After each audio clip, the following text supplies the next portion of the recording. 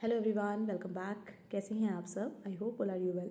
सो friends, आज की video में हम DSSP TGT के जो एडमिट कार्ड्स कब तक आएंगे और मॉक टेस्ट कैसे लगाएं और मॉक टेस्ट में मार्क्स कितने आने चाहिए, क्या करें मार्क्स बढ़ें, तो इसके रिलेटेड बात करेंगे। अगर आप मेरे चैनल पर पहली बार जुड़े हैं तो प्लीज़ मेरे चैनल को सब्सक्राइब कर लीजिए ताकि आगे की मोर इन्फॉर्मेटिव वीडियोज़ आपको मिलती रहें।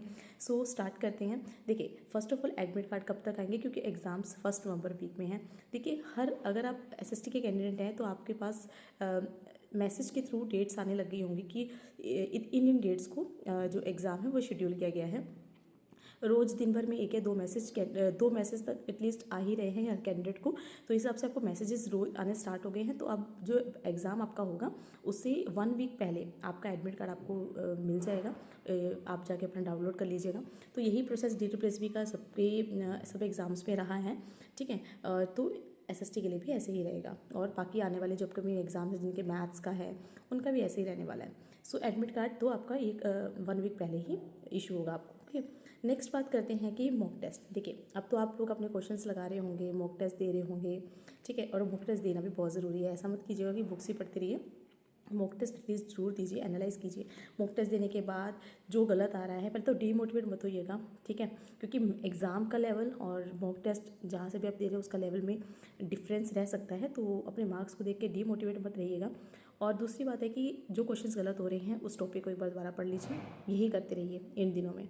ठीक है, दूसरी बात है मॉक टेस्ट में आपके पास जहाँ से भी आपको क्वेश्चंस मिल रहे हैं अपने सब्जेक्ट के, तो आप कोशिश कीजिए 100 to 100 क्वेश्चन, पर 200 नहीं 300 400 क्वेश्चंस लगाइए।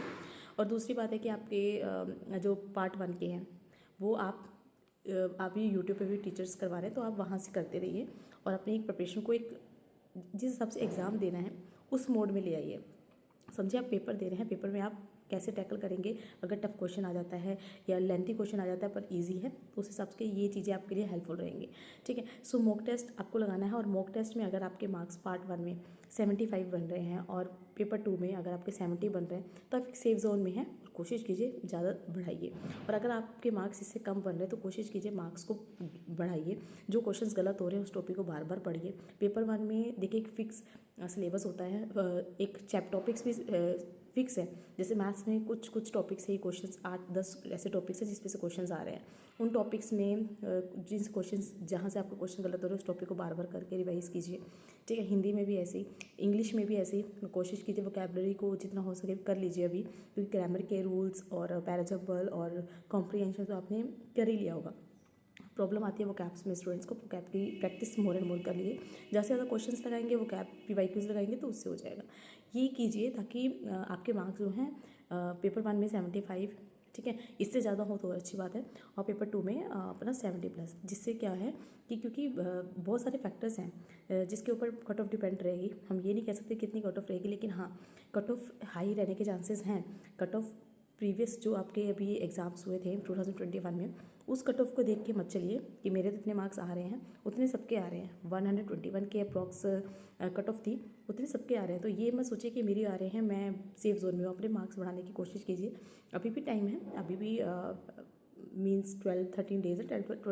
13 डेज में बहुत हो जाता है। जो आपके वीक पॉइंट्स उस पर ध्यान देना है, बाकी तो सारा आपका सिलेबस कवर ही है। तो इन चीज़ों पे ध्यान ज़्यादा दीजिए और बाकी न्यू टॉपिक्स उठाने से बचिए। ठीक है, वीक सेक्शंस को पकड़िए। Weak sections Hindi, English, reasoning को तो खींच डालिए, उसी को कर डालिए। उसमें जो क्वेश्चन गलत हो रहे बार बार करिए। तो यही चीज़ें फॉलो कीजिए इन दिनों में। और एडमिट कार्ड के लिए परेशान मत होइए, एडमिट कार्ड जल्दी ही इशू हो जाएगा विद इन 1 वीक के अंदर। और कीप गोइंग, प्रैक्टिस कीजिए और अपनी ज़्यादा से ज़्यादा स्टडी को ध्यान दीजिए। फेस्टिवल छोड़िए, फेस्टिवल हर साल आने हैं।